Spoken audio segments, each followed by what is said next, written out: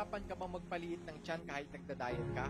Ito na ang 6 na workout na pwede mong gawin araw-araw pagkagising mo sa umaga. So, syempre, unang-una ang pinakamadali, crunches. Okay? Ito ang tinatawag na medium crunches. Alam nyo ba kung bakit? Kasi tingnan nyo, hindi ako nakahiga dito, tapos puwet ko lang yung nakasandal. Ito, 10 to 15 repetitions to, tapos, 4 na ulit yung gagawin. Pero tuloy-tuloy to guys. So, magpapahinga ka lang ng 3 to 5 seconds. After nyan, then, dediretso na tayo sa second workout. Ito ang tinatawag na walking. Yan, parang walking in the stairs. Ayan, tingnan nyo, parang kang naglalakad dyan. So, ang repetitions nito, 20. Okay? Ang bilang yan, 1, 2, 3, 4, 5, 6, ganon. Kaya umabot ng 20. So, ayan, medyo masakit yan guys. Tapos, medyo nakaangat kayo ng konti. Okay, then pahinga ulit ng 3 to 5 seconds. Ayan, aantay ka lang. Medyo kukunin mo lang yung hangin mo. Then, po-proceed na tayo sa pangatlong workout na tinatawag na, ito ang tinatawag na, kaya ang tawag dito, scissor. Ayan. Yan ang tinatawag na scissor. Parang may kinugupit kayo. Ang target area nito guys, sa lower abs natin.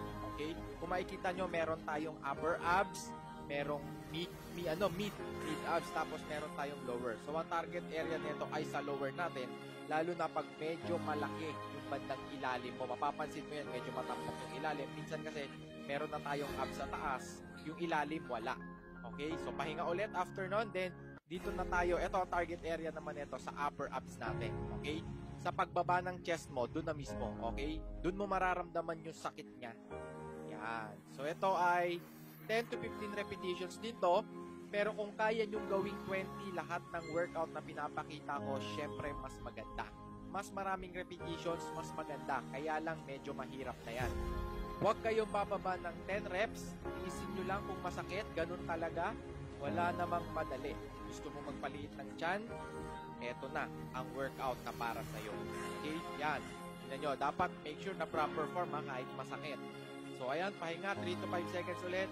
Then, ang next workout natin ay heels. Okay? Touch your heels. Yan ang tinatawag na touch your heels. Tapos, ang tama nito guys sa ating love handle. Sa gilid naman to ng tiyan. Kung medyo mataba yung gilid ng tiyan mo, pag nagpapantalon ka, makikita mo na umuumbok yung taba sa gilid ng tiyan mo. Ito ang gawin mo. Nice. So, ito ay core workout. Lahat ng area sa ating tiyan ay tatamaan. Okay? Medyo mahirap lang to, pero mapapangako ko sa inyo, worth it lahat ng sakit na mararamdaman mo ngayon. And syempre, ang next workout natin, ito ang medyo madali na to, okay? Yung kamay mo, ilalagay mo sa bandang puwet mo, yan ang magsisilbing kalso, okay? Para may balanse. Then, ang isa pang tips ko dito, huwag mong isasagad pababa, okay? Tingnan nyo yung ano ko, talampakan, hindi dumidikit sa sahig. Medyo dumidikit lang, pero hindi talaga. Ayan, then up, 10 to 15 repetitions dito, ayan.